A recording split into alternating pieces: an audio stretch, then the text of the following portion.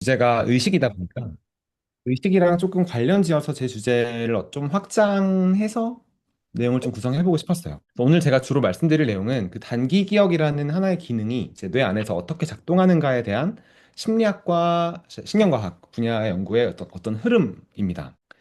사실 이제 뉴로사이언스 안에서도 또 혹은 이제 인지심리학 안에서도 워낙 마이너한 분야라서 아마도 이제 제가 말하는 내용들의 대부분이 생소하지 않으실 거라고 생각을 해요. 여기 계신 분들은요. 사실 한정규 박사님께서는 좀 친숙한 내용들이 있을 것 같긴 한데, 다른 분들은 좀 그 생소할 수 있으니까 혹시 제 설명이 좀 불친절하거나 이런 부분이 있으면 언제든지 그 멈추고 저한테 말씀을 해주시면 감사하겠습니다. 네, 시작해 볼게요. 그래서 이 단기 기억이라는 주제를 얘기를 드릴 건데요. 이 단기 기억에 대한 연구가 시작된 건 1950년대 그 하버드 심리학과에 있었던 조지 밀러가 한 논문을 발표하면서부터였습니다. 그래서 이 연구에서 이제 이 조지 밀러라는 사람은 이제 디지스판 테스트라는 이제 인지 과제를 사용을 해서 사람들의 어떤 정보 처리 능력의 한계를 측정하고 싶어 했어요. 그래서 막 사람들한테 이런 걸 외워보라고 한 다음에 막 6257, 39184 뭐 이런 걸 외워보라고 한 다음에 얼마나 많은 숫자를 줬을 때 이 사람들이 못 외우는지 이런 것들을 막 연구를 했더니 그 결과 한 대략 7개 정도에서 평균적으로 사람들의 어떤 기억력의 한계가 발생을 하고 이걸 가지고 그 논문 제목을 The Magical Number 7 plus minus 2라는 이름으로 이제 논문을 썼어요. 근데 그 뒤에 보면은 이제 Some limits on our capacity for processing information이라고 그 단기 기억이라는 말을 쓰진 않았지만 어떤 사람들의 정보 처리 능력에 한계가 있고 그게 정말로 놀라울 정도로 작다, 보잘것없다라는 것을 강조하기 위해서 이제 이런 연구를 썼습니다. 그래서 밀러가 이제 단기 기억 연구의 시작점이 된 건 맞지만 이 단기 기억 능력에 관심을 가졌다기보다는 그냥 정보 처리 능력의 한계를 지적하고 싶어 했던 사람이에요. 근데 그 전까지 뭐 농건 사회 아니 그러니까 농경 사회나 혹은 봉건 사회에서는 이제 인간의 정보 처리 능력이 보잘것없다는 인식이 없었는데 그걸 연구할 필요도 없었고 이제 이때만 해도 막 정보 혁명이 일어나서 이게 꽤나 센세이셔널했던 것 같습니다. 이제 거기다가 그 논문 제목에 그 매지컬 넘버라는 말까지 써가지고 어그로가 엄청 끌렸어요. 그래서 이후에 이제 많은 심리학자들이 여기에 득달같이 달라붙어서 용량을 재보면 이렇게 네 개가 나온다. 뭐 단기 기억 용량은 뭐 그러니까 일곱 개가 아니라 네 개다.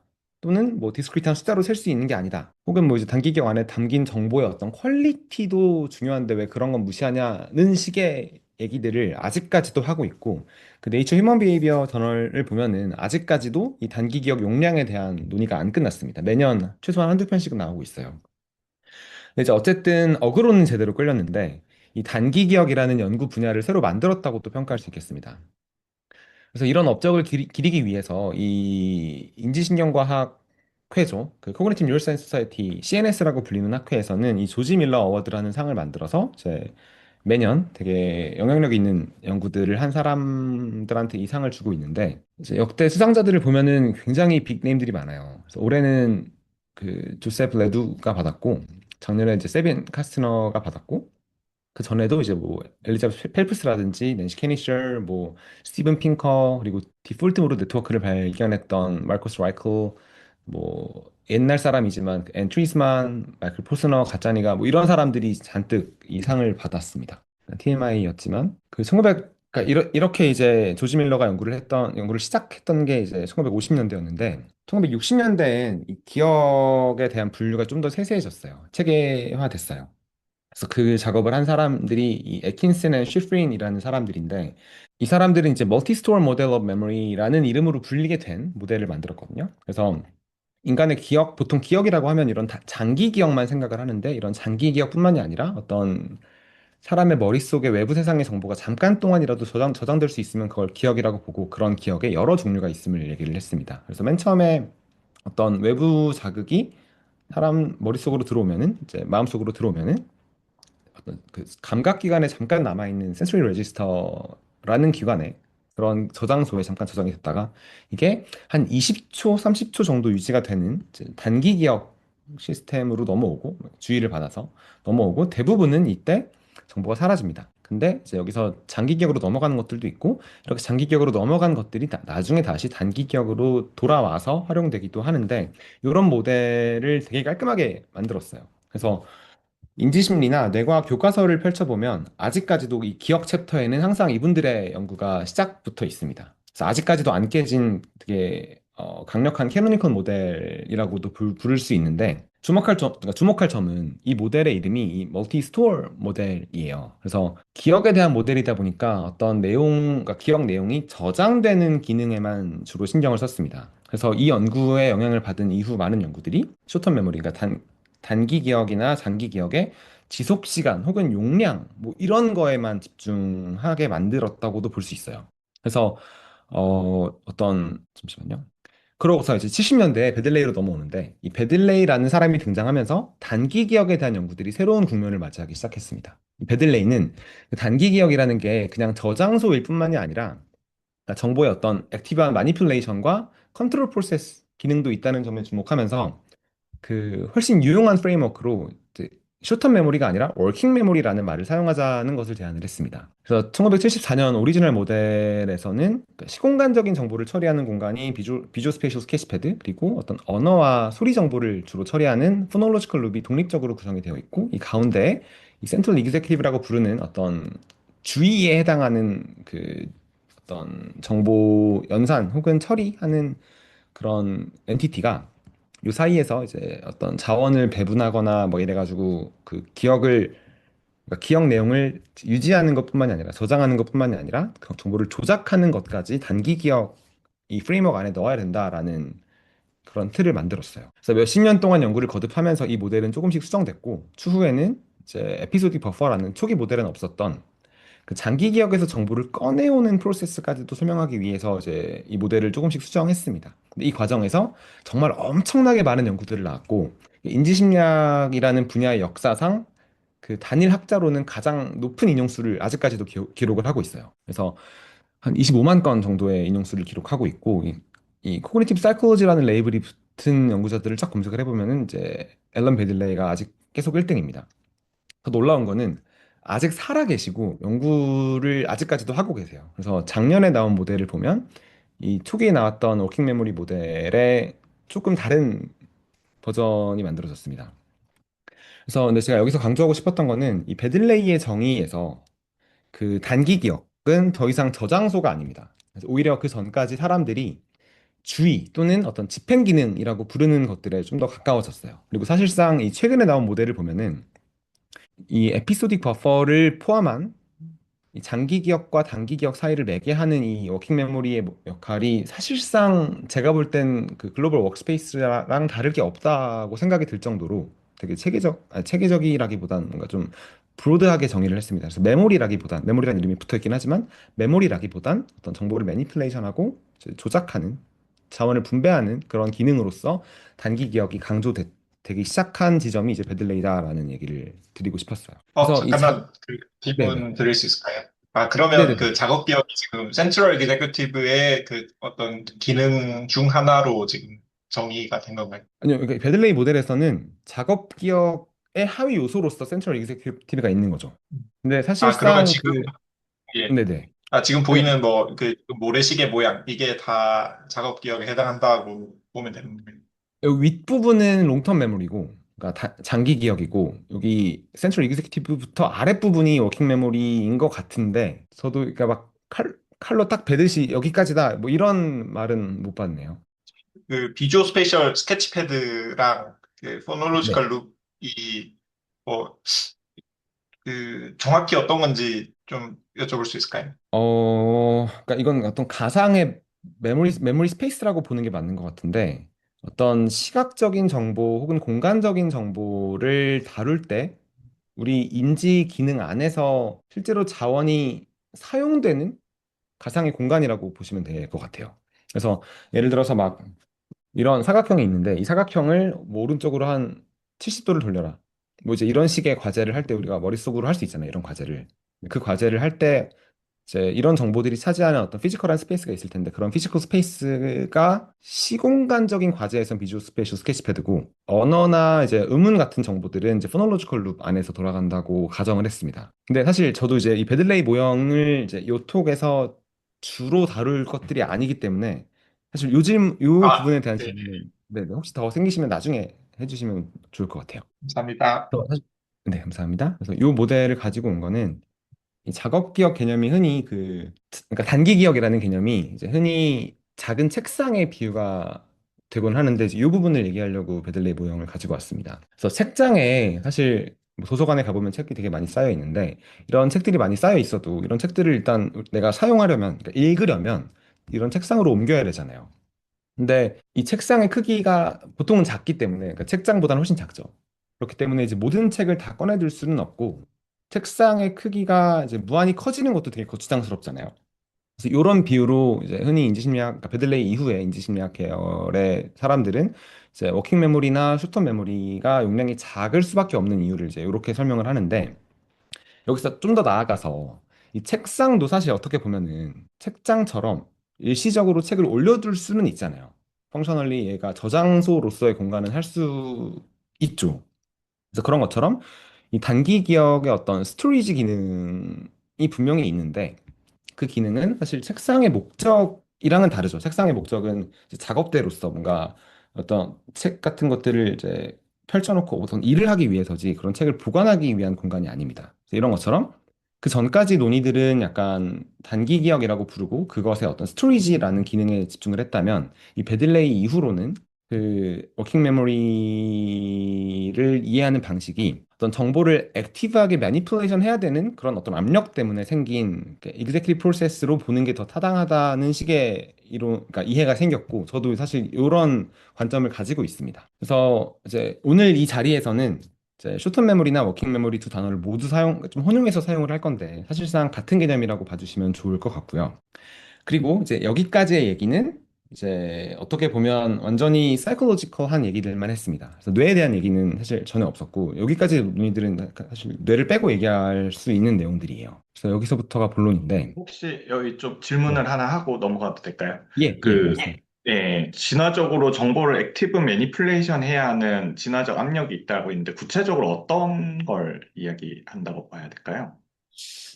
사실 이제 진화 과정에 대한 상상이 저도 잘 안 되긴 하는데, 그뭐 박테리아에서부터 진화를 쭉 했다고 쳐도 그 여러 가지 다양한 감각기관으로 들어오는 서로 다른 종류의 정보들이 있잖아요. 근데 그런 정보들이 다 각각 다른 방식으로 뇌 안에 저장이 될 텐데, 이제 특정한 목적 지향적 행동을 하려다 보면 여러 멀티 센sory 인테그레이션이 필요하다거나 서로 다른 성격을 가진 정보들이 합쳐져야 되는 프로세스가 필요하겠죠.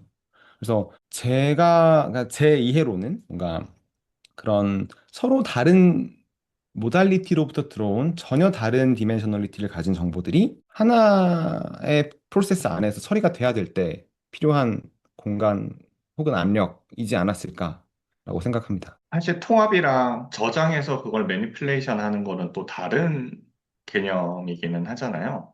그죠? 네. 아니, 뭐, 저는 계속 진화적인 거에 관심이 많아서 좀 어떤 게 좀 시나리오들이 있을까라는 측면에서 질문을 드린 거기는 합니다. 네. 네, 네, 감사합니다. 네, 혹시 그러니까 이거 말고도 다른 질문 또 생기시면 언제든지 말씀해 주세요. 네. 저는 원래 워킹 메모리 혹은 단기 기억을 연구하진 않았는데 제가 이제 포닥으로 있었던 랩의 PI였던 이 얼 밀러라는 교수님이 이 워킹 메모리에 대한 생물학적 모형을 만들고 싶어 하는 사람이었어요. 그래서 저도 이 랩에 조인을 하면서부터 워킹 메모리 공부를 시작을 하게 됐고 사실 그게 몇 년 안 됐습니다. 그래서 워킹 메모리에 대한 이해 혹은 단기 기억에 대한 이해가 굉장히 셜로우할 수밖에 없으니까 좀 감안해 주시면 좋겠습니다. 대표적인 업적 중 하나가 이제 2018년에 이 워킹 메모리 2.0라는 제목의 페이퍼를 썼는데 이제 이 제목에 담겨 있는 저의가 뭐냐면 그 전까지 베들레이의 모형은 사실 생물학적인 실체가 없는 뭔가 가상의 무언가에 대한 그런 개념이다라는 식의 어떤 공격이에요. 그래서 이제 더 나은 모델을 만들겠다라고 해서 이제 실제로 우리가 피질에서 관찰하고 전기 생략적으로 특정할 수 있는 혹은 자극해서 만들어낼 수 있는 그런 엔티티들을 가지고 이 워킹 메모리라는 모델을 만들고 계세요. 지금도 만들고 계세요. 그래서 이 얼밀러라는 교수님은 주로 그 원숭이에서 프리프론탈 콜텍스, 그러니까 executive 펑션을 주로 연구하던 사람이고 이제 대표적인 연구 논문들도 다 전전두엽에 대한 얘기였거든요. 근데 전전기업의 그 executive 펑션을 연구하다 보니까 결국에는 얘네들이 모이는 지점이 다 워킹 메모리였고 이 목적 지향적 정보가 뇌 안에서 표상되는 방식 같은 것들을 연구하다 보니까 결국엔 걔네가 다 다 워킹 메모리더라라는 말을 이제 종종 하셨습니다. 그래서 저도 길진 않았지만 이제 이 그룹에 잠깐 몸담으면서 단기 기억에 대한 공부를 하게 됐었어요. 그래서 이 단기 기억에 대한 최초의 신경상담물은 이제 여기서부터가 뇌 얘기입니다. 이제 1980년대 이 골드만 라킥이라는 분의 랩에서 나왔습니다. 그래서 요 어떤 원숭이가 실제로 시행했던 과제가 뭐냐면 눈을 가운데다가 고정을 했다가 커서가 보이시죠? 네, 눈을 가운데다 고정을 했다가 특정 위치에 뭔가 불빛이 깜박이면 그 위치 정보를 기억을 하고 있다가 이제 눈앞에 아무것도 없는 상태에도 그 정보를 계속 기억을 했다가 나중에 그쪽으로 눈을 옮겨야 되는 이제 이런 그 딜레이드 사카드 되게 단순한 과제였습니다. 근데 이때 이 딜레이 피리어드를 보면은 그러니까 그 큐가 나타났다가 눈앞에서 사라진 요 피리어드 때 보면은 이때는 이제 기억이 순수하게 우리 머릿속에만 존재하는 거잖아요. 눈앞에서 사라졌으니까. 근데 이때 어떤 persistent firing을 보이는 뉴런이 있는 걸 발견을 했어요. 그것도 이제 11시 방향에 대한 정보가 머릿속에서 이제 액티브하게 있을 때는 이 뉴런이 엄청 활발하게 활동을 하는데 11시 방향이 아니라 다른 방향에 대해서는 이 정보를 기억하고 있지 않았던 걸 발견을 했습니다. 그래서 이게 이제 단기 기억이 유지되는 동안 어떤 뉴런들의 활동이 이것과 상응하는 식의 이제 그런 보고로서는 최초였는데 이제 이후 연구자들이 여러 과제를 가지고 이런 비슷한 태스크들을 해보니까 단기 기억에 그 어떤 위치나 공간 정보가 담겨 있으면 그 프리프론탈 코르텍스의 어떤 도저할 파트, 그러니까 도저할 파트에서 그러니까 도저할 파트에 있는 뉴런들이 주로 인볼브 되고 이제 공간적이지 않은 시각 정보들은 이것보다 좀 더 아래쪽에 벤트럴한 파트의 PFC에서 주로 나타난다는 걸 확인을 했습니다. 그래서 어떤 그 한동안 90년대 사람들이 이 도저럴 패스웨이와 벤트럴 패스웨이 이 시각 정보의 그 약간 투 스테이지 모델이 아니라 듀얼 패스웨이 모델인가요? 이제 그걸 연구를 할 때 한참 같이 연구가 되던 주제였습니다. 그래서 이거는 꽤나 센세이셔널한 결과였는데 이제 왜냐면은 그 우리 눈앞에서 사라진 정보가 머릿속에서 잠깐 동안 담겨 있는 동안 이제 그것에 상응하는 시간 동안 어떤 persistent 액티비티를 보이는 뉴런은 그 자체로 단기 기억의 생물학적 실체처럼 보였기 때문이에요.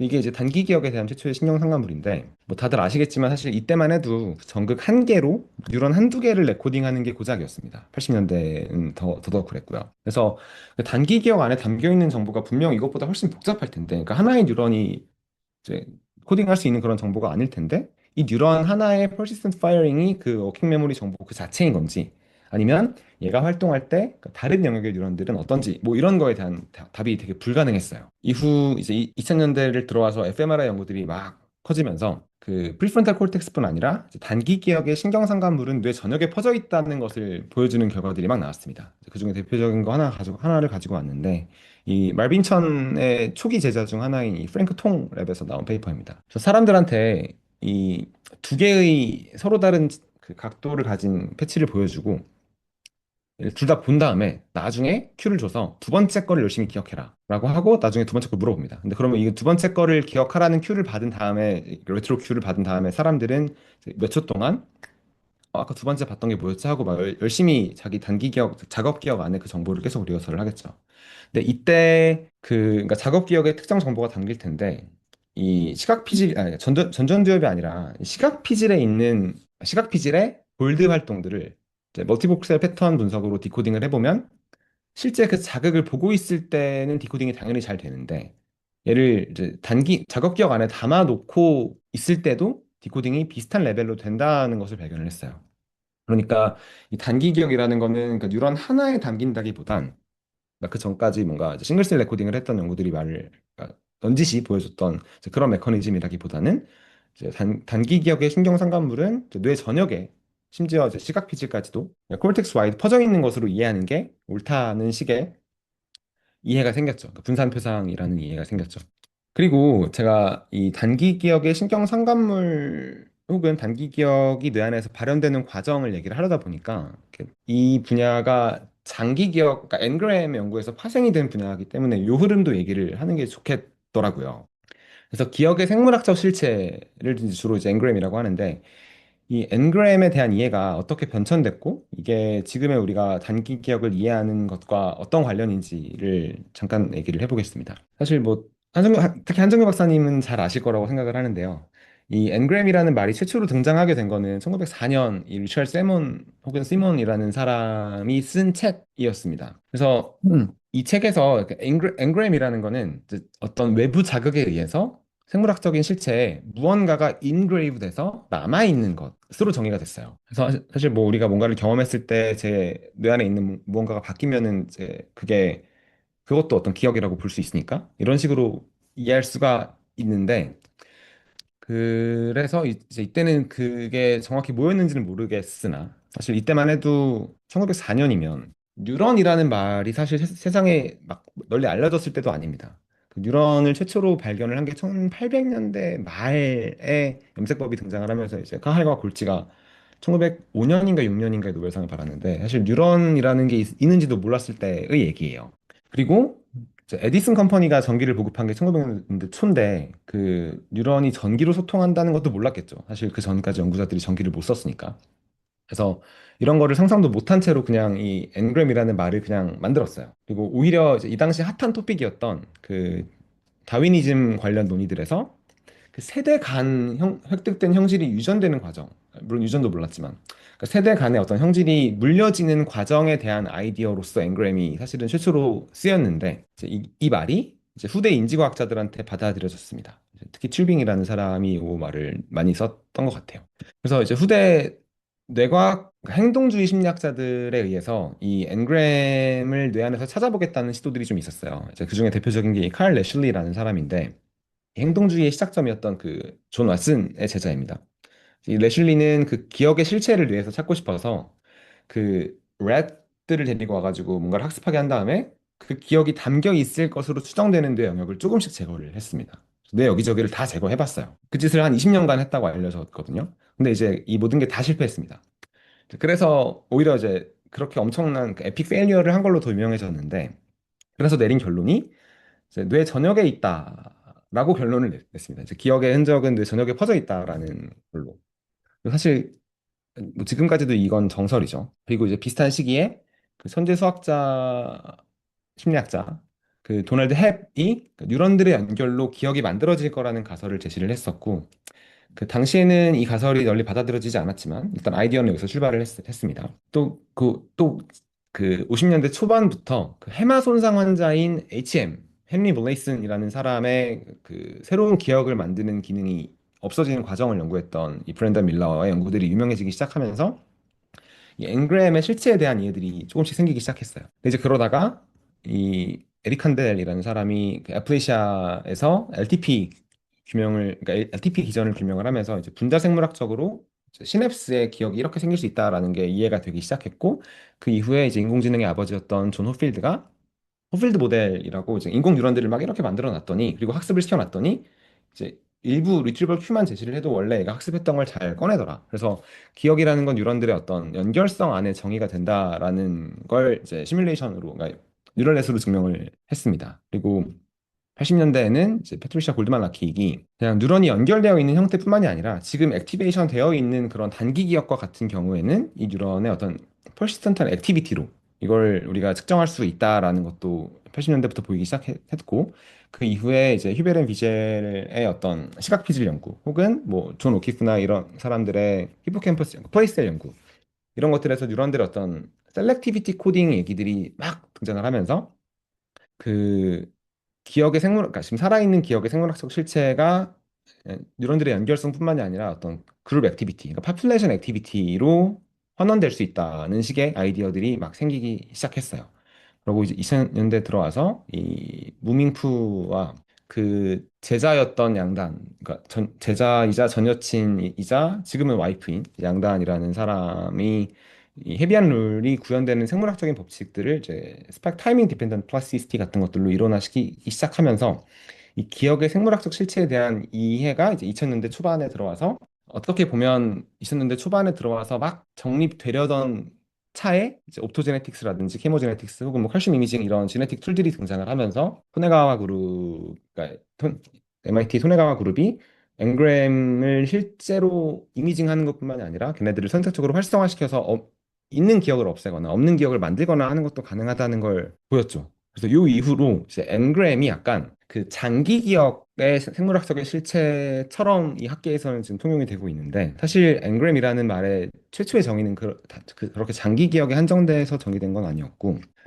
그 이후에 이제 조슬린과 프랭클랜드 부부들이 이제 토네가와랑 사실 되게 사이가 안 좋아서, 이렇게 말하면 아마 기분이 좀 나쁠 것 같긴 하지만, 이 앵그램, 이미 유행을 탄 앵그램의 어떤 시간적 변화나 재배치 과정 그리고 콘솔리데이션 과정 같은 것들을 더 구체적으로 규명을 하기 시작하면서, 이 어떻게 보면 지금 2026년 현재 뉴로사이언스에서 가장 핫한 토픽이 이 앵그램이에요. 그렇게 이제 이분들이 그렇게 만들어 왔습니다.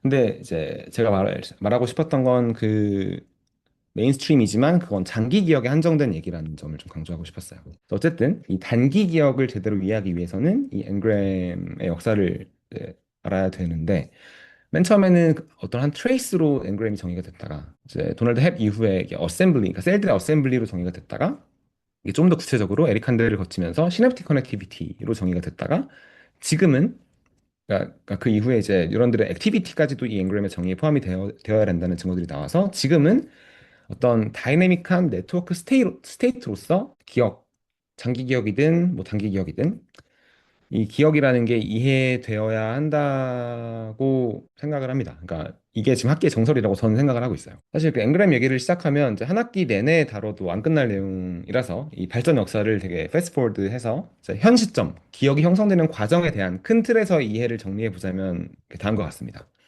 첫 번째는 이 앵그램이 스파르스 코딩을 따르는 파퓰레이션 코딩의 원리라는 점이에요. 그래서 기억 컨텐츠가 한 개의 뉴런에 의해서 인코딩 되는 게 아니라, 뭐 A에 대한 기억과 B에 대한 기억이 있다면 A에 대한 기억을 담당하는 뉴런이 하나만 이렇게 이제 로컬 코드로서 있는 게 아니라, 여러 개의 뉴런이 이제 1번 기억을 함께 담당하고 있는 이런 어떤 스파르스 코딩 레짐을 지금은 따르고 있죠, 다들. 그래서 뭐 중간에 댄스 코딩도 있는데 이건 잠깐 얘기가 길어지니까 생략을 하겠습니다. 그리고 이런 여러 뉴런들이 같이 표상하는 어떤 기억 콘텐츠가 있다면 그 이 뉴런들 사이에 연결성도 있어야 되잖아요. 네, 그리고 얘네가 연결되고 이렇게 기억으로 남으려면 그 사이에 시냅스 연결성이 필요한데, 이제 다행히 그 원리를 이제 헵이 제안했고 에릭 한델이 증명했고, 이제 무밍프랑 양단이 이제 이론화까지 했습니다. 그래서 뉴런들이 함께 활동하면 이제 이 뉴런들 사이에 시냅스의 모종의 일들이 발생을 해서, 이 시냅스가 더 강해지거나 그러니까 약해지거나 하는 방식으로 이 뉴런들이, 그러니까 한 기억을 코딩하는 이런 그러니까 엔그램 파퓰레이션 간의 연결성이 더 강해지거나 약해진다라는 이론이 이제 받아들여지고 있고요. 그리고 또 해마에 대한 굉장히 많은 연구들을 통해서 그 장기 기억은 콜텍스에 저장되고, 그러니까 대뇌 피질에 저장되고, 그걸 저장하는 주체는 해마다라는 것에 어느 정도 합의가 있었습니다. 사실 너무 간단한 모델이긴 한데요.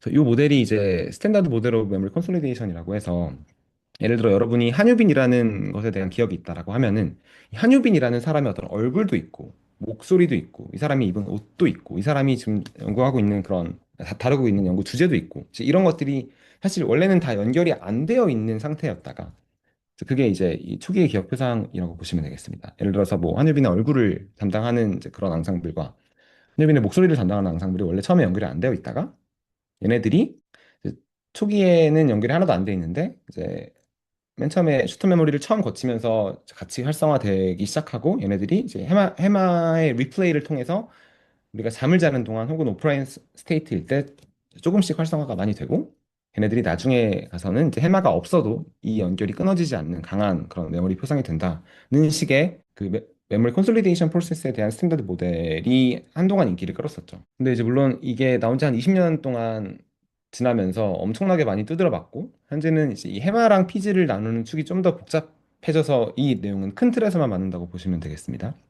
어쨌든 이 해마가, 그러니까 해마와 이제 우리 대뇌피질의 특정 경험이 일어나는 동안 어떤 뉴런들의 어떤 발화 시퀀스가 하나의 에피소드로서 표현되고, 얘네가 우리가 잠을 자는 동안 혹은 깨어 있는 동안 멍을 때리면서 히포캠펄 리플레이에 의해서 그 대뇌피질에 계속적으로 이제 리플레이가 되고, 이런 결과로 장기 기억은 뉴런들 간의 연결성의 형태로 인그레이브 되는데, 이제 이걸 설명하는 이론, 그러니까 원리가 이제 이런 스파르스 코딩 그리고 메모리 리플레이 그리고 헤비한 룰, 딱 요 세 가지만 가정을 하면은 이 엔그램이라는 현상에 대해서 너무 깔끔하게 설명이 돼요. 너무 아름다운 이제 도식이라고 저는 생각을 하는데 어쨌든 이제 엔그램이라는 걸 이렇게 이해할 수 있다고 해도 얘는 다 이제 장기 기억입니다. 그래서 보통 엔그램이라고 하면은 이제 정적으로 남아있는 시냅틱 웨이트고 지금 우리가 꺼내고 그러니까 우리 머릿속에 그냥 가만히 있는 그런 어떤 기계적인 연결성들이에요. 장기 기억은.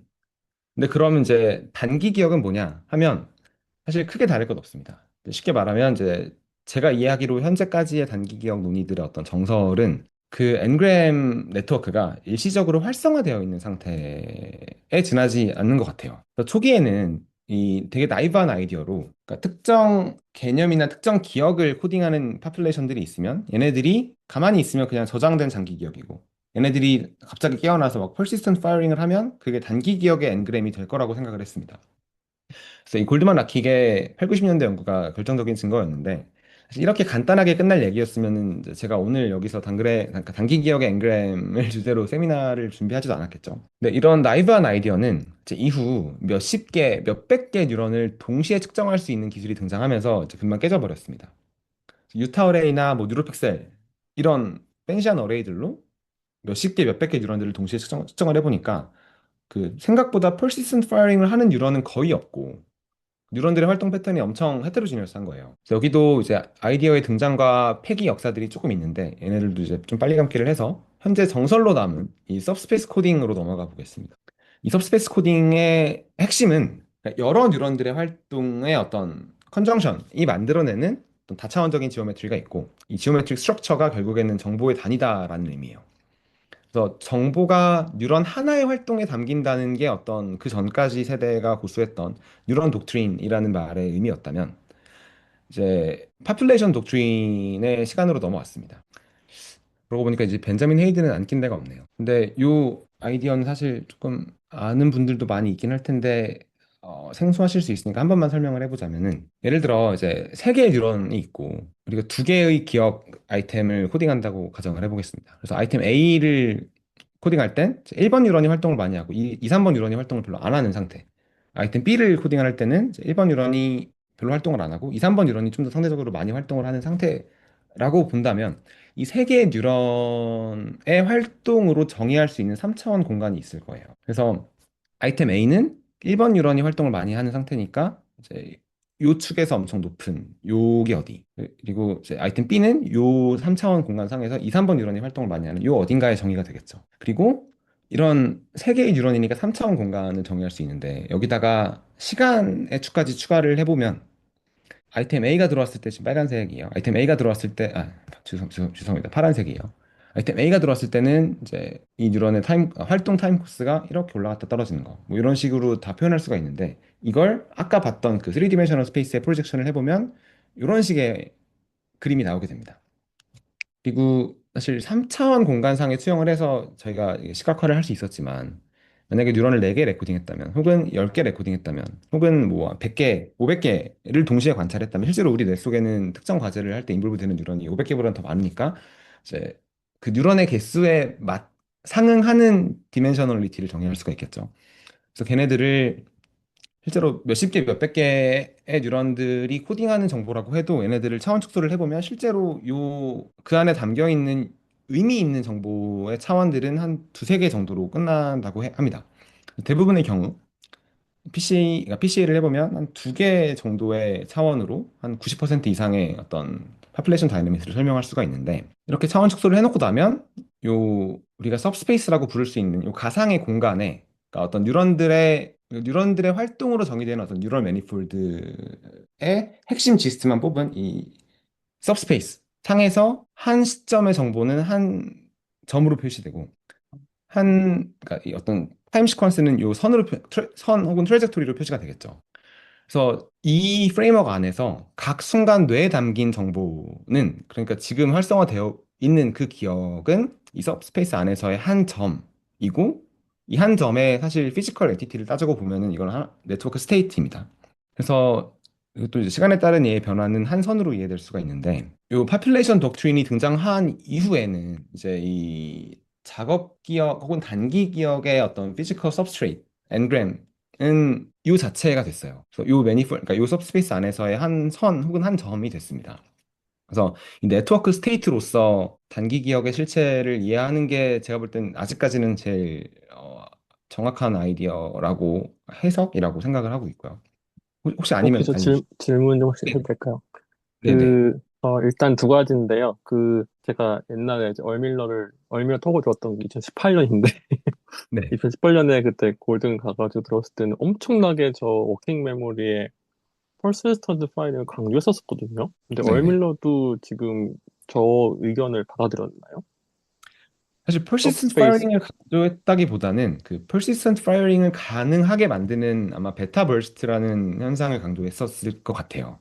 그래서 음, 어떤 베타 버스트라는 오실레이션이 있는데 사실 뒤에 좀 등장을 할 겁니다. 그래서 이 뉴런이 그냥 아무 따 계속 파이링을 하는 게 아니라 그 안에 템포럴 스트럭처가 있고 이게 주기적으로 반복되는 거다는 식의 얘기를 많이 했었어요. 그러니까 요즘에 톡톡도 보면 그런 걸 많이 하던데, 근데 어쨌든 제가 궁금한 거는 예전에 누구지? 왕 선생님도 그렇고, 저 네. 퍼시스턴트, 워킹 메모리 하시는 분들이 퍼시스턴트 파이링이 강조했었는데, 그게 아니라고 하진 않고, 그냥 그렇죠.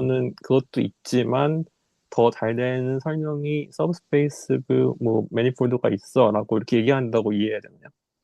그게 맞고요. 사실 이 सब스페이스 매니폴, 그러니까 सब스페이스 안에서도 최근에 그 마크 처치랜드라는 사람이 그 뭐 그렇죠. 이 테슬랜드. सब스페이스 코딩 막 이것저것 해보니까 이 안에서 도는 것들을 발견을 했거든요. 이 이 सब스페이스 아니라는 게 안에서 서브스 안에서, 예. 이 सब스페이스 안에서 트레저토리가 이렇게 반복되는 형식으로 나타나는데 그게 의미하는 게 여러 가지가 있겠지만 이 사실 persistent firing을 가능하게 만드는 것은 뉴런들은 다 리커런트하게 연결되어 있기 때문에 특정 트랙터 다이내믹스를 생각할 수밖에 없잖아요. 그래서 어떤 뉴런이 그러니까 persistent firing을 만들려면 persistent한 입력이 들어오거나 아니면 자기의 출력이 다시 자기한테 오는 그런 리커런트한 입력을 생각할 수밖에 없는데 그런 리커런트한 다이내믹스의 특징 때문에 persistent firing이 만들어진다라고 하면 사실 이 persistent firing과 population 코딩이 전혀 그 배치되는 그러니까 상반되는 얘기가 아니라 persistent firing을 가능하게 만드는 메커니즘으로서 population dynamics 혹은 이제 subspace 코딩을 이해할 수가 있게 될 것 같아요. 그리고, 그러니까 왜냐면은 저희가 그 테크닉의 한계로 셀 몇 개만 못 봤지만 이제 더 많이 보면서 이제 다른 방식으로 지금 설명을 하고 있긴 하지만 또 네, 저 매니폴드를 보면서 디멘셔널리티 리덕션 그걸 하면서 사실은 몇 개의 중요한 세포들의 어떤 비헤이비어를 보는 거잖아요. 그러면은 그 맞- 비헤이비어가 결국에는 이전에 우리가 적은 세포로 기록했던 그거하고 다르지 않을 게 아닌가? 라는 생각이 들었거든요. 이게 맞는지 모르겠는데 근데 실제로는 그 막 몇십 개의 세포를 레코딩 한다고 해도 그 중에 태스크 관련돼서 반응하는 세포는 몇 개 없죠. 경험적으로 몇 개 없죠. 네, 네, 30%만 돼도 많이 된 거라고 보통 보잖아요. 네, 네. 네. 그리고 이거는 좀 딴 얘기인데 한데 네. 앞에서 이제 숏텀 메모리하고 롱텀 메모리를 이렇게 가르면서 얘기를 했었는데 네. 사실 지금은 그런 연구가 잘 안 된 것 같긴 한데 왜 안 되는지 모르겠지만 사실 에릭 한데도 그렇고 그 저희가 저는 LTP 했던 사람이니까 LTP를 하면서 저희가 이제 단백질이 형성되는 거가 일종의 메모리 컨솔리데이션 이렇게 생각을 하잖아요. 그죠, 그죠. 예, 그러니까 사실은 쇼텀하고 그러니까 예를 들어서 롱텀도 사실은 그냥 롱텀이라고 떡하니 있는 게 아니라 얼리 페이즈가 있고 레이 페이즈가 있을 때 그 차이를 얘기할 때 우리는 단백질 형성을 얘기하는데 그러면은 쇼텀 메모리하고 얼리 페이즈, 롱텀 메모리는 무슨 차이가 있지? 이런 질문도 좀 원래 하게 되거든요. 네. 사실 그래서 이 다음 슬라이드에 그거에 대한 관련 그래요? 얘기 나오긴 합니다.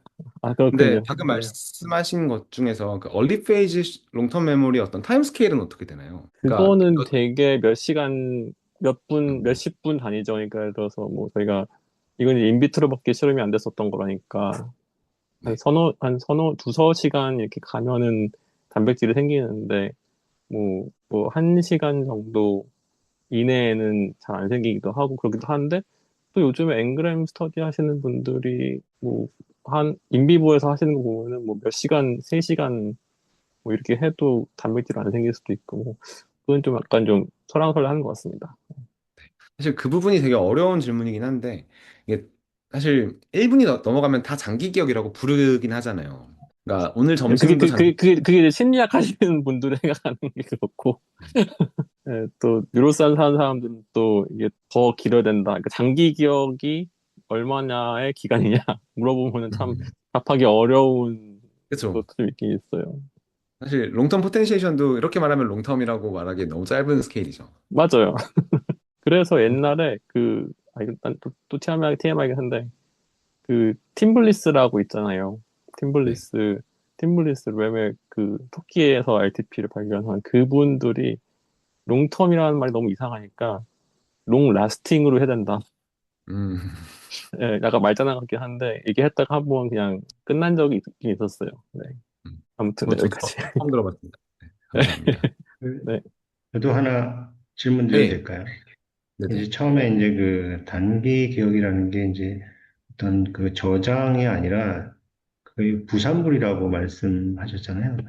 네, 그리고 이제 그쪽 보니까 결국은 이제 그게 어떤 표상을 만드는 거라고 이제 말씀하시는 것 같은데, 네, 또는 그 단기 기억이라는 게 외부에서 이제 어떤 정보가 들어왔을 때 그걸 우리가 이제 인공지능에서 얘기하는 토큰화하고 레이블하고 토큰화해서 레이블한다. 그런 의미로 생각하면 안 될까요? 다음에 이제 그 정보를 더 이제 고급적인 처리를 하기 위해서 단기 기억이라는 거는 이제 어떤 걸 이제 자르고 레이블하는 과정. 그래서 이제 어느 정도 머물 수밖에 없다. 그런 식으로 그게 이제 표상이라고 표현할 수도 있을 것 같고요. 그 만드는 게. 네, 되게 좋은 포인트인 것 같은데, 저도 그렇게, 만약에 그렇게 생각을 한다면 제가 가지고 있는 개념들로는요, 그러니까 제 용어들로는요, 사실 그러니까 그런 머신러닝 현행 뉴럴 네트워크들이 사용하고 있는 아키텍처에서는 충분히 표현이 안 될 거라고 생각을 합니다. 왜냐면, 이제 지금의 뉴럴 네트워크들은 이제 뭔가를 한번 그러니까 토크나이즈 한다고 해도 어떤 시간적인 흐름이 아니라 이제 한 번에 디스크리트한 입력을 받아서 아웃풋까지 내는 시스템으로 운영이 되고 그러니까 설계가 되어 있잖아요.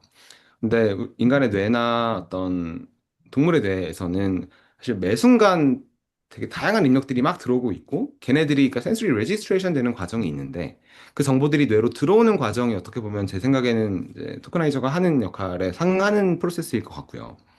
이게 그 토커나이저가 제가 지금 말씀드리고 있는 요 프레임워크에서 단기 기억에 상응한다라는 표현은 조금 저한테는 어색하게 들렸습니다. 그래서 그, 제 생각을 조금 더 말씀드리고 싶은데, 방금 말씀해주신 토큰나이저는 제가 생각했을 때는 단기 기억에 해당된다기보다는 약간, 스파이크 코딩이나 아니면 이제 스펄스 코딩과 같은 약간 이제 아날로그 신호를 디지털화하는 그런 방식에 가깝다라고 좀 아날로지를 따졌을 땐 전 그렇게 들리고, 그리고 지금 딥러닝에서 사용되는 토크나이저 같은 경우에는 저희가 인퍼런스를 하거나 아니면은 이제 파인 튜닝을 함에 따라서 더 변화되는 요소는 아니거든요. 그래서 이제 엄청 대규모의 데이터를 가지고 이제 기존에 학습되어 있는 형태의 토크나이저를 이용을 하기 때문에 그런 점에 있어서는 다이나믹하게 변하는 단기 기억이랑은 조금 이제 다른 컨셉이라고 저는 좀 받아들여지는 것 같아요. 네, 감사합니다. 네. 사실 제가 하고 싶었던 말이 그거긴 했는데 잘 표현해 주신 것 같습니다.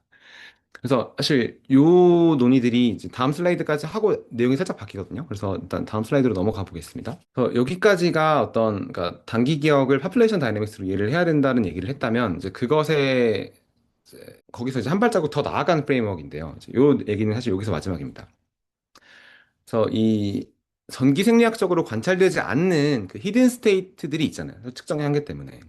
그래서 그런 스테이트들까지도 어떤 그 시냅틱 히든 스테이트라는 이름의 표현을 써가지고 단기 기억 안에 포함을 시켜야 된다는 식의 얘기를 한 모델이 있어요. 그래서 단기 기억에 대한 영향력 있는 관점들이 되게 많은데 사실 저한테 가장 큰 영향을 준 거는 이 마크 스토크스라는 사람의 액티비티 사일런트 모델입니다. 그래서 열심히 리허설하지 않는 한 10초 전 기억도 혹은 오늘 뭐 점심까지 이게 반영이 될지 모르겠지만 이제 그러니까 최근의 기억들도 그거 뭐더라 하고 생각나면 바로 생각이 나잖아요. 그래서 이런 그러니까 리센트 메모리는 바로 그 출력이 되는데 되게 옛날의 기억들은 잘 출력되지 않는 게 이 시냅스에 남아있는 전기 생략적으로 관찰을 할 수 없는 이런 시냅틱 트레이스가 남아있기 때문이다는 것까지 고려한 모델이에요. 그래서 이제 방금까지 같이 활동했던 어떤 앵그램 혹은 앙상블들이라면 그 따끈따끈한 발자국이 시냅스에 아직 남아있는 상태인 거죠. 뭐 걔네가 떠다니는 어떤 아직 리업테이크 되지 않은 그런 뉴로트랜스미터들이든지 뭐가 뭐였든지 가네요. 그래서 이 뉴런들의 활동에 담긴 정보의 량을 만약에 우리가 정량화할 수 있다면 이 정보는 그 어떤 정보가 처음 제시됐을 때, 그러니까 어떤 자극이 처음 제시됐을 때 이 정보가 제일 맥시멀하게 올라갔다가 이 눈앞에서 사라지면 빠르게 디케이를 하겠죠. 하지만 모종의 이유로 그 정보를 다시 끄집어내야 되거나 리허설 혹은 이제 방금까지 있었던 거지 그걸 어텐션을 한다거나 하면 다시 이 인포메이션이 조금씩 올라가게 됩니다. 이거는 이제 뭐 단기 기억이 이렇게 작동한다는 것에 대한 현상학적인 설명인데 이제 요 액티비티 사일런트 모델은 이렇게 뉴런이 활동하는 액티비티뿐만이 아니라 활동하지 않는 상태의 시냅스에 남아있는 사일런트한 스테이트까지 이 앵그램에 포함시켜야 된다고 주장하는 모델입니다. 그래서 이 뷰 안에서 작업 기억의 앵그램은 그러니까 특정 매니폴드 상의 트레젝토리인 것도 맞고 그렇기 때문에 이제 액티비티라는 말이 붙었고 그 전기 생략적으로 관찰이 불가능한 히든 스테이트 동안에도 유지되기 때문에 이제 액티비티 사일런트 모델이라고 불립니다. 그래서 이 스토크스라는 사람이 써서 이 스토키시안 뷰라고 불려요. 스토키시안 뷰에서는 이 전전두엽뿐만 아니라 이제 모든 피질에서 이 원리가 통할 거라고 가정을 하는데 이 센sory area, 뭐 비주얼 콜텍스 같은 데서는 계속 그 바텀업 인풋이 있기 때문에 어떤 지금 내 과제랑 상관없는 바텀업 인풋들에 의해서 계속 오버라이드 되는 메커니즘이 있고 그래서 새로운 정보로 계속 덮어 씌워지는데 우리가 흔히 말하는 어떤 탑다운 컨트롤 오브 워킹 메모리 기능은 그래서 이런 그 로우 레벨 센sory 에리아보다는 순간순간 과제 무관한 신호들로부터 상대적으로 절연되어 있는 절단되어 있는 전전두엽에서 주로 발현될 수 있을 거라고 예측하는 모델이기도 해요. 그래서 이 스토크스의 관점이 재밌는 이유는 이 쇼터 메모리 혹은 워킹 메모리를 그 지각 표상을 계속 붙들고 있는 체계라기보다는 이거 오른쪽 아래에 지금 써놨는데 지각 표상을 계속 붙들고 있는 체계라기보다는 이 자극에 의해 생긴 네트워크의 현재 반응 가능성으로 정의했다는 점이 있습니다. 그래서 이 전 슬라이드에서 말씀드린 거랑 마찬가지로 이 네트워크의 상태라는 거는 सब스페이스 코딩에서의 그러니까 어떤 뉴럴 매니폴드에서의 한 점으로 이해할 수 있는데 이거를 조금 더 직접적으로 그 앵그램의 정의를 네트워크의 상태 혹은 네트워크의 현재 반응 가능성으로 정의했다는 점에서 저는 이 작업 기억에 대한 앵그램으로서 최신 모델, 제일 설명력 있는 모델이라고 생각을 하고 있습니다. 그래서 이 내용도 굉장히 최신같이 들리지만 사실 10년이나 지난 모델이에요. 그래서 아직 크게 반박이 되거나 하진 않았는데 모든 뉴런들을 동시에 측정한다거나 아니면 뭐 히든 스테이트를 관찰할 수 있는 이미징 기법이 생긴다거나 뭐 이런 게 아직 아니라서 아직 어쩌라고 상태입니다. 반박이 가능하지도 않아요. 그래서 후세에 측정 기술이 발전하거나 하면 이제 증명되거나 반증될 것 같지만 아직까지는 이제 베스트 워킹 모델이다라고 말씀을 드리겠습니다. 질문 있으세요 혹시? 네, 저 그러면은, 질문 있는데, 아, 먼저 하세요. 네, 그러면은, 그쵸. 히든 스테이트의 어떤 액티비티 패턴이 아니면은 어떤 요소가 히든 스테이트로 그러니까 포함이 히든 되는 거? 스테이트에선 전기적인 게 아니라고만 가정을 했어요. 그 말은 뭐 케미컬 프로세스, 그러니까 사실 거기서도 좀 정말 마이크로한 레벨에서는 전기를 잴 수가 있긴 하겠지만 그런 것보다는 뭐 몰레큘러 레벨에서 잔여물들이 남은 거나 그런 거지 않을까 생각을 하는데 이제 직접 관찰이 그럼, 불가능하다고만 얘기를 하고 있습니다. 전기 생략적으로는. 그러면은, 이거는 그냥 약간 좀 사설이기는 한데, 그럼 뉴런의 히든 스테이트이 약간 케미컬적인 요소가 포함이 되는 거라면, 비뉴런들도 케미컬한 요소들이 이제 그렇죠. 포함이 된다고 볼 수 있겠네요, 여기에서. 맞습니다. 사실 그, 예를 들어서 뭐 아스트로 사이트 같은 것들이 이런 히든 스테이트를 만드는 뭐 드라이버가 될 수도 있겠죠. 음. 네, 한정희 박사님도 뭐 아, 예, 말씀하시려고. 어떻게, 증명은 어떻게 한 거예요? 이 모델을 자기가 이렇게 프로포즈 했을 때, 증명을 누군가. 한 건 아니고요. 그냥 네.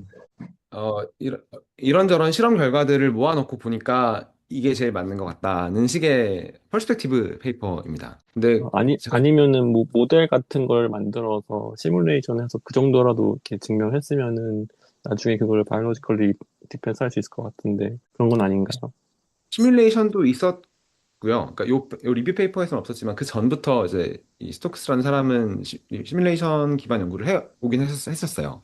근데 이 사람이 대표적으로 참고하고 있는 실험 결과 중 하나가 그 A란 아이템을 주고 B란 아이템을 주고 이제 나중에 몇 초 뒤에 그러니까 A라는 아이템을 줄 때 이 사람의 머릿속에 있는 어떤 fMRI 볼드 시그널을 읽어가지고 A라는 정보를 해내는 건 되게 쉽잖아요.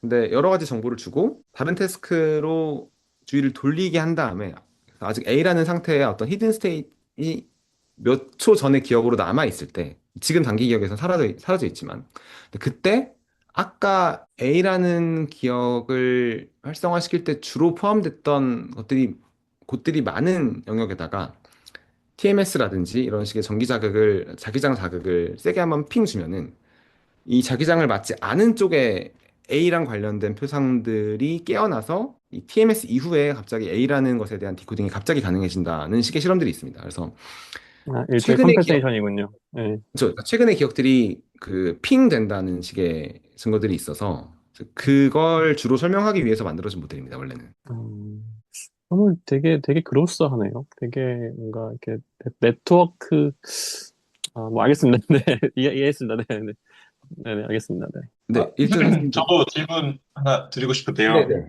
예, 아까 이전 슬라이드들에서 네, 메모리를 어떤 트래젝토리로 표현을 하셨는데, 네, 아까 어트랙터도 말씀하셨고, 지금 보여주신 아까 스톡스의 모델이 좀 어트랙터 다이나믹스랑 비슷할 것 같기도 해서요. 네. 이게 로우 에너지 스테이트 혹은 이제 레이턴트하게 히든 스테이트로 붙들고 있는 상태가 이제 정말 그러한 정보가 뇌에서 안 돌고 있느냐 하면 오히려 이제 관찰을 해당하는 뉴런을 이제 스캔을 다 못했기 때문에 그런 건지 이제 지금 그렇죠. 그 화살표로 이렇게 칠해져 있는 게 굵은 화살표로 칠해져 있는 게 사실은 우리가 모든 뉴런을 다 잰다면 이제 예를 들어 뭐 사과를 알고 있는 사람의 뇌, 사과를 모르는 사람의 뇌가 뇌 전체를 봤을 때 이제 그러니까 워킹 메모리의 어떤 레이턴 스테이트들의 총합에 따라서도 이게 뇌 전체가 다른 네트워크를 혹은 어트랙터를 띄고 있지 않을까 하는 생각도 들었습니다. 네, 그러니까 정말 이게 파이어링이 아니라 이게 히든 스테이트인가가 궁금했습니다. 음, 제가 말을 제대로 못한 것 같은데 이게 그러니까, 네. 파이어링 안 한 상태, 그러니까 히든 스테이트이 어떤 식으로 물리적으로 구현되어 있는 건지가 약간 헷갈리는 것 같습니다. 그 그것과 시네틱 관련해, 네, 네. 그럼 죄송합니다. 시냅틱 액티비티, 시냅틱 스트렝스로 이해해야 될까요? 시냅틱 스트렝스랑은 조금 다른 뉘앙스긴 합니다. 그러니까 통상적으로 말하는 시냅틱 스트렝스는 약간 롱텀 메모리라고 부르는 좀 더 긴 타임 스케일에서의 그러니까 뭐 몇 시간 동안 잘 변하지 않는 그런 좀 단단한 구조라면은 여기서 말하는 히든 스테이트는 그거보다는 훨씬 짧아요. 또 그러면 그리고 지금 뭐, A에서 지금 모든 뉴런들이 하얗잖아요. 네, 그게 사실 우리가 그걸 코딩하는 뉴런을 못 재서 그런 건지, 그러니까 정말 그 까만 뉴런이 뇌에 없는 건지, 네. 어, 아니면 이제 우리가 캡처를 못한 일단 건지가 궁금. 레코딩을 그러니까 캡처를 못했다는 게 정확한 표현인 것 같고요. 사실 이제 뇌가 뭐 인간만 해도 그러니까 특히 이런 과제에서는 특정 정보를 계속 기억해라라는 식의 인스트럭션을 주긴 하지만 사실 내추럴 스테이트를 생각을 해보면 자연계에서는 이제 지나간 정보를 계속 담고 있을 필요는 없잖아요. 새로운 정보들이 계속 들어오고 새로운 환경들이 계속 노출이 되니까 이제 어떤 정보가 금방 사라져 버려야 되는 건 너무나도 이제 어댑티브한 메커니즘이긴 한데 아무 뉴런들도 활동하고 있지 않은 요 전제는 사실 비현실적인 거죠. 그러면 만약에 워킹 메모리랑 워킹 메모리를 관장하는 예를 들어 모듈이 따로 있다고 하면 그러면 네. 지금 액티비티 스테이트 맨 첫 번째에서 뭔가 정보가 디스틸 돼서 거기로 넘어가서 거기 안에서 돌고 있다고 하면 뭐 예를 들어 해마 같은 데서 돌고 있다고 하면 네. 그러면 해마까지 지금 이 신경망 안에 넣으면 네. 그러면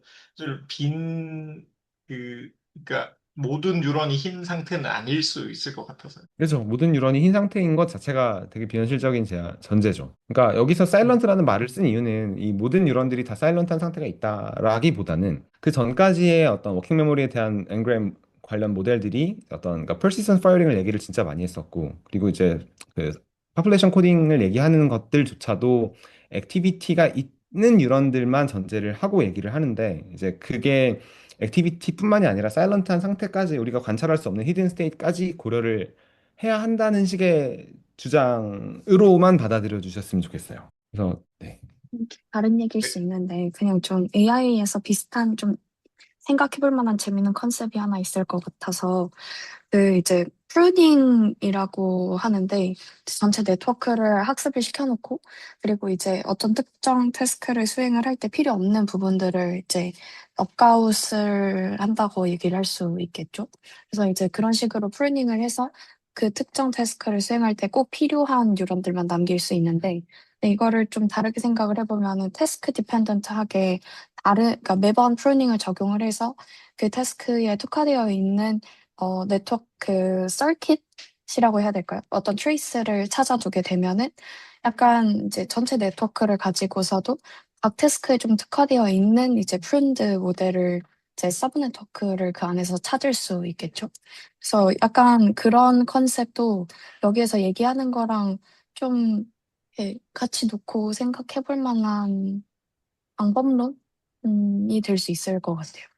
네, 만약에 시뮬레이션으로 이 모형에서 가정하는 액티비티 사일런트 다이내믹스를 구현해 본다면 사실 방금 소영님이 말씀하신 거를 실험해 볼 수도 있을 것 같아요. 네. 근데 제가 이해한 바로는 반대 아닌가요? 지금 소영님께서 말씀하신 거는 이제 이렇게 저렇게 꺼가지고 살아있는 것만, 그러니까 그 특정 태스크에 그 맞는 것만 살아남기는 거고, 효빈님이 이야기하시는 거는 거의 꺼진 거에서 기능을 하고 있다라는 이야기를 하고 있는 거 아닌가요? 그러니까 사실 반대되는 얘기는 아니고요. 그러니까 그 그래서 꺼진 거라는 것 자체가 그러니까 기능을 전기 하고 생리학 있다는. 적으로는 꺼진 네. 네, 네, 약간 그 온오프를 통해서도 이제 기능을 하고 있다라고 얘기를 하면은 반대되는 얘기는 아닐 것 같긴 합니다. 제가 지금 정확히 말한 이해를 게, 못했어요. 네. 아, 이게, 네. 뭐 중요한 건 아니니까, 네. 설명을 듣고 싶던 거 아닌가? 아무튼, 혹시 지금 말한 게 그 스파이크 뉴럴 네트워크랑 다른 거예요? 지금 말씀하신 게? 지금 프로닝 얘기한 거는 그 SNN에 국한되는 얘기라기보다는 그냥 일반적인 뉴럴 네트워크 전반에서 쓰이는 이제 아, 방법론 같은 네, 얘기였어요. 알겠습니다. 네. 네.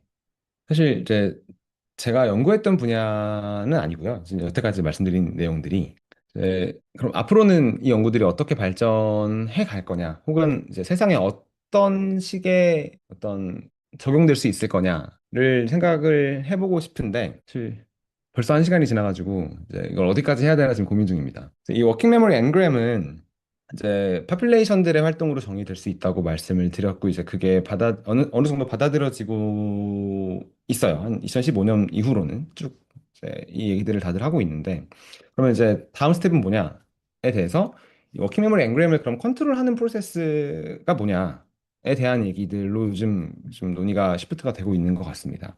이제 그런 관점에서 나왔던 페이퍼 중 하나가 이제 2024년에 케이타이가 일조자로 쓴 건데 그 뉴런들의 어떤 non-linear mixed selectivity가 그러니까 우리 뇌가 가진 어떤 고차원 표현 용량, 캐파시티와 어떤 그 플렉서블한 컴퓨테이션을 가능하게 한다는 식의 이제 그런 얘기를 하는 논문에서 마지막 부분에 그 뇌파나 어떤 뉴로 모듈레터리 인풋 같은 일시적인 메커니즘들이 이런 뉴런들이 가진 non-linear mixed selectivity를 가능하게 한다는 식의 논의로도 확장이 되고 있는데 이제 이게 어떤 임플리케이션들이 있어요. 그래서 만약에 뇌파로 이런 워킹 메모리 엔그램에 접근할 수 있는 인터페이스가 생긴다면은 이제 사실 사람한테도 뇌파를 좀 조절하는 기술 같은 것들은 제한적이나마 적용이 가능하잖아요. non-invasiv하게도.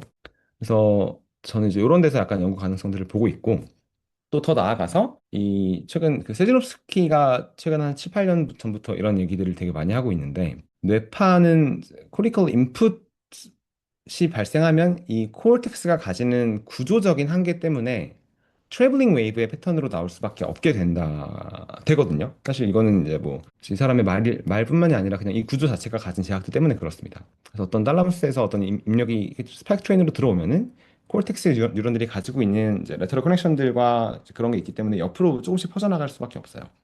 근데 그렇게 되면 이제 뇌 안에서 전기 생리학적인 활동은 트래블링 웨이브의 형태로 구현이 되는데 요즘 되게 유행하는 메타포로 이런 말을 합니다. 만약에 이제 물에다가 물수제비를 던지면 돌이 이렇게 퉁퉁퉁 튀어서 갈 거잖아요. 그러면 이제 이 그 돌멩이가 닿았던 곳과 이거 언제 닿았는지가 이 어떤 물 표면 위치의 떨림으로 표현이 될 거예요. 그래서 만약 우리가 뇌파를 한 지점에서 잰다고 하면 그건 이런 트랜지언트 오실레이션의 형태로 발견이 되겠지만 여러 스페이스에서 동시에 잰다고 하면 이건 트래블링 웨이브의 형태로 특정이 될 수가 있는데 이런 트래블링 웨이브 자체가 어떤 자극 혹은 정보의 위치와 시간까지 하나의 어떤 스페이셜 템포럴한 패턴으로서 표상할 수가 있다는 식의 관점이 생기게 되거든요. 그래서 워킹 메모리 앵그램에 대해서 이제 그 다음 레벨의 어떤 관점들로 어떤 오실레이션과 이제 넌 리니어 믹스 셀렉티비티를 기반한 어떤 정보의 엄청나게 많은 디멘션의 연산과 이 스페이셜 템포럴한 측면까지 고려하는 이제 스킴들이 앞으로 나올 것 같습니다. 사실 한 가지 네. 질문이 있는데, 여기 지금 뇌파랑 논리니어 믹스트 셀렉티비티랑 뭐 어떤 관계가 있는 건가요? 사실 여기서는 제가 많이 생략을 했어요. 그래서 이 non-linear mixed selectivity는 이제 그 뉴런들이 가지는 정보의 그 캐파시티가 엄청나게 큰 걸 설명하기 위해서는 이제 리니어 셀렉티비티를 가지고는 안 되고 넌 리니어 믹스 셀렉티비티여야만 가능하다는 게 이제 이 페이퍼의 핵심이고요. 사실 이거는 이제 오늘 내용이랑은 큰 상관이 없습니다. 근데 이렇게 기억 안에 다양한 정보들이 엄청나게 많은 캐파시티로 그러니까 다양한 정보들이 담길 수 있는 배경이 이 넌 리니어 믹스 셀렉티비티고 이 셀렉티비티를 뇌가 구현하는 방식 중 하나가 이런 뉴럴 싱크로니 혹은 뇌파다라는 점을 여기서 말하고 싶었습니다. 그리고 그렇게 말하는 이유는 이제 이 뒤에 뇌파 얘기를 쭉 하기 위해서인데요. 사실 이 뒤에 내용은 제가 시간이 좀 너무 길어질 것 같아서 저도 이번 주가 시험 기간이라서 조금 정신이 없네요.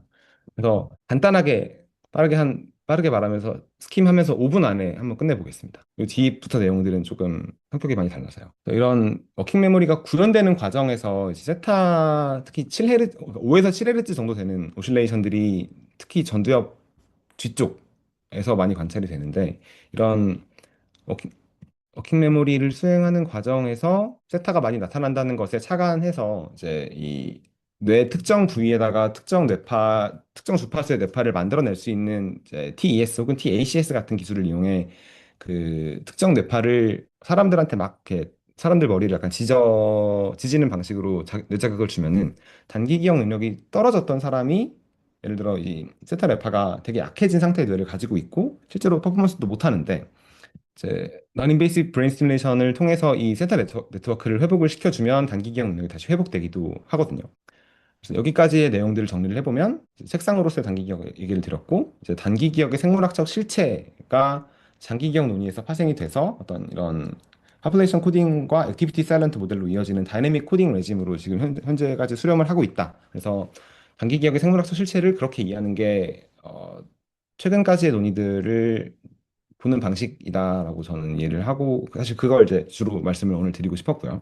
마지막에 이제 제 연구 내용이랑 좀 엮어보려고 이 단기 기억 프로세스는 뇌파랑 상호작용하고 이 뇌파를 직접 조절하는 방법 같은 것들을 통해서 인간의 작업 기억 기능을 실제로 향상시킬 수가 있다는 얘기를 하면서 이제 제 연구 내용을 원래 이 이후에 소개를 해드리려고 했었어요. 근데 하면은 너무 늦게 끝날 것 같아서 하면 1박 여기까지만 2일 할 것 같습니다. 네, 네. 요 이후에 이제 제가 포닥으로 있었을 때 원숭이들한테 뭐 이런 걸 기억하라는 실험들을 했었고 뭐가 하나가 바뀝니다. 그래서 이런 걸 원숭이들이 기억을 해야 되는데 이게 이 표상에 해당하는 어떤 뉴럴 인포메이션이 어떤 되게 좀 깨지기 어려운 로버스트 스테이트과 좀 깨지기 쉬운 이런 프레질 스테이트를 alternate 하는데 이걸 이제 컨트롤하는 어떤 주기적인 메커니즘으로서 이제 전전두엽의 세타파가 있었고 그 세타파가 어떤 방식으로 정보 처리의 어떤 탑다운과 바텀업 흐름을 제어하는지에 대한 그러니까 데이터 분석들을 주로 했었고요. 그 뉴럴 디코딩을 통해서 그런 뉴럴 인포메이션들을 정량화해 봤더니 세타파의 특정한 상태에 따라서 정보가 많이 인출되기도 하고 적게 인출되기도 하고 좀 이런 게 주로 관찰이 됐는데 이제 그 이후에 이 세타파가 스페셜리 어떤 특성들을 가지고 있는지를 봤더니 얘네들은 사실상 트래블링 웨이브라서 뇌 프론탈 아이필드라는 데 영역을 이렇게 훑고 지나가는 트래블링 웨이브였고 얘네가 이제 밀러 교수님이 만들고 있는 워킹 메모리 2.0 이 오리지널 모델에서는 원래 감마랑 베타라고 부르는 이제 더 좀 빠른 액티비티들밖에 없었거든요. 근데 이 액티비티들에 대한 증거들로 만들어진 모형에서 세타를 추가함으로써 뭔가 약간 2.0.1 정도의 모델로 이렇게 업그레이드를 시키었다는 내용을 여기서 말씀을 드렸으면 좋았을 것 같고 이 세타 뇌파가 동물들에서 뭐 사람의 운동까지 어떻게 나타나는지를 분석을 해본 게 있는데 사람이 다리를 떠는 주파수도 세타파인 거 혹시 아셨나요? 그래서 이런 내용들을 토대로 이제 포유류 뇌 정보 처리 일반 원리로서의 세타를 저는 최근에 이제 연구 주제로서 가져가고 있고 이제 연구실을 차린 지 얼마 안 됐는데 이 뇌 자극을 하는 기법들에 관심이 계속 가가지고 이제 소트릭스에서 파는 TIS라는 장비를 샀습니다. 그래서 뇌 겉면뿐만 아니라 뇌 심부까지 특정 주파수의 전기장을 형성할 수 있는 non-invasive brain stimulation 디바이스로서 얘를 가지고 이제 매크로스코픽 혹은 메조스코픽 트래블링 웨이브들을 구현함으로써 단기 기억을 포함한 여러 가지 인지 기능들이 어떻게 달라지는지를 연구를 하는 게 이제 하나의 프로젝트고 또 이 단기 기억과 셋다파에 대한 원래 기존에 이제 포닥 때 하던 연구들에 더 나아가서 원숭이의 라미널 프로브 레코딩 데이터들이 있거든요. 그래서 얘를 가지고 이 그러니까 슈퍼피셜 레이어와 딥 레이어에서 이 세타 다이내믹스와